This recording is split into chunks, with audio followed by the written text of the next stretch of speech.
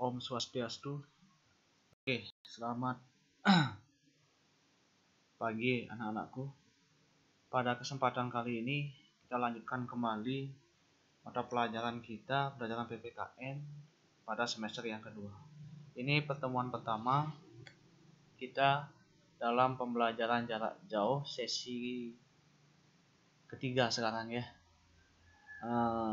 Semester genap tahun ajaran 2020-2021. Oke. Untuk kesempatan hari ini atau semester semester kali ini kita di sekolah dulu infokan kembali memadukan dua. Yang pertama, di dalam jaringan PJJ ini tetap berjalan sesuai jadwal. Di samping itu kalian akan konfirmasi kembali ke masing-masing guru mata pelajaran, kemudian ke guru BK sampai ke wali kelas kalian terkait permasalahan-permasalahan yang kalian hadapi di dalam pembelajaran jarak jauh. Sekaligus nanti akan ada pemberian tugas atau tambahan materi dari guru mapel. Nah, jadwal konfirmasi sudah disampaikan dari pihak sekolah. Bagi kalian yang belum mendapatkan ini, segera mencari informasinya. Karena jadwal sudah dirancang dari tanggal 18 Januari sampai bulan Februari. Oke. Untuk mata pelajaran PPKN saya tetap menggunakan cara yang dulu di semester ganjil. Namun saya juga wajib mengevaluasi, tidak hanya mengevaluasi kalian saja, mengevaluasi diri saya. Nah, saya akan menggunakan penilaian yang lebih transparan. Artinya, saya tetap mengutamakan kedisiplinan untuk penilaian saya tetap.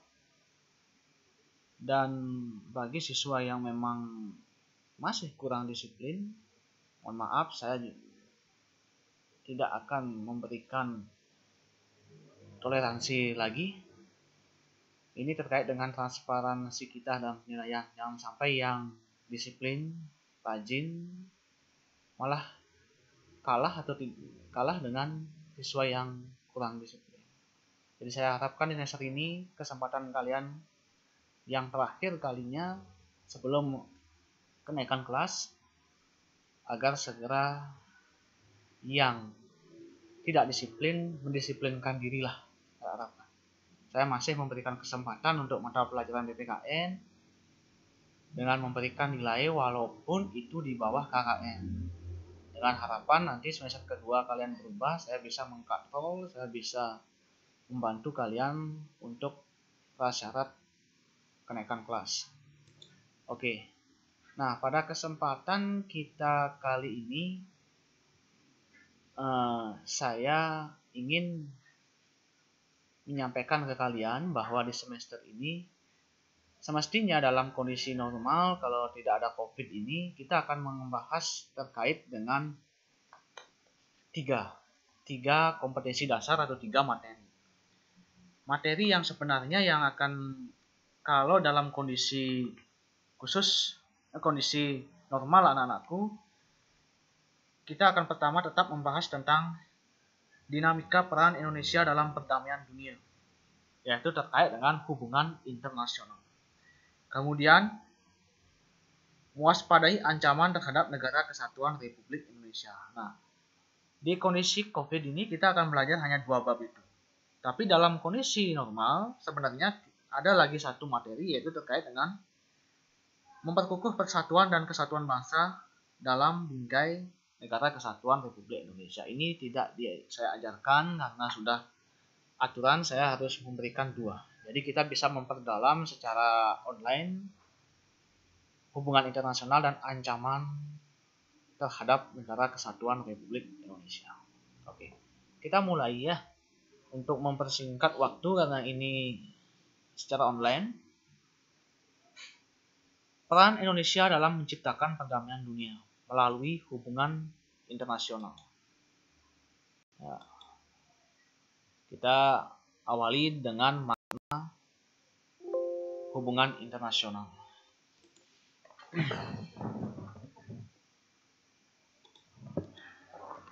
Jadi makna hubungan internasional kita mulai dari konsep yang namanya negara. Negara itu di dunia banyak ya. Tentu dari negara kita juga harus mengingat konsep manusia. Kita tidak akan pernah bisa hidup sendiri gitu ya. Negara juga sama, tidak akan pernah bisa berkembang kalau tidak bergaul dengan negara lainnya. Itu. Nah, negara juga punya problem masalah, bukan hanya manusia secara pribadi saja.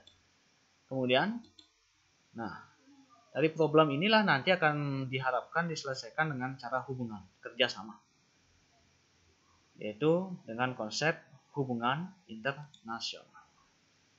Jadi bisa kita tarik bahwa hubungan internasional adalah hubungan yang bersifat global yang meliputi semua hubungan yang terjadi dengan melampaui batas-batas ketatanegaraan. Jadi hubungan bersifat global, tujuannya jelas untuk menciptakan masyarakat yang damai, adil, ya.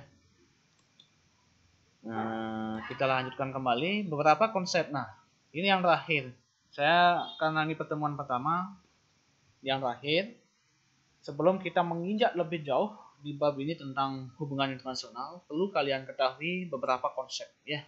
Konsep yang sering kita ketemui dalam memahami materi hubungan internasional. Yang pertama, politik luar negeri adalah seperangkat cara politik luar negeri, kebijakan, ini cara ya, yang dilakukan oleh suatu negara untuk mengadakan hubungan dengan negara lain dengan tujuan untuk tercapainya tujuan negara serta kepentingan nasional negara yang bersangkutan. Kita politik luar negeri bebas arti. Nah, hubungan luar negeri adalah keseluruhan hubungan yang dijalankan oleh suatu negara dengan semua pihak yang tidak tunduk pada kedaulatannya. Jadi, kita tidak akan tunduk dengan negara lain ya. Artinya, dalam melakukan hubungan internasional, kita sama-sama menghormati negara lain menghormati kita, sama-sama jadinya. Dan kita tidak tunduk dengan yang namanya kedaulatan secara pribadi, tidak tunduk. Jadi ada batas-batas di dalam hubungan luar negeri itu, ada aturan-aturan mainnya gitu ya.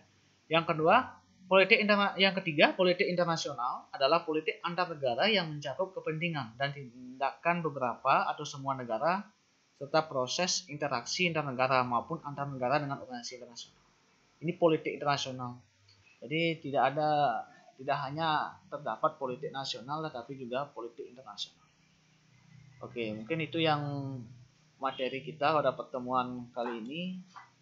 Ini yang harus kalian kerjakan. Yang pertama, cari definisi hubungan internasional menurut ahli dulu. Kemudian dari ahli yang kalian cari itu mana menurut kalian yang paling relevan dan definisinya. Kemudian yang ketiga, rumuskan definisi hubungan internasional menurut kalian. Dikumpulkan secara online melalui Google Classroom, nanti saya kirimkan linknya. Kemudian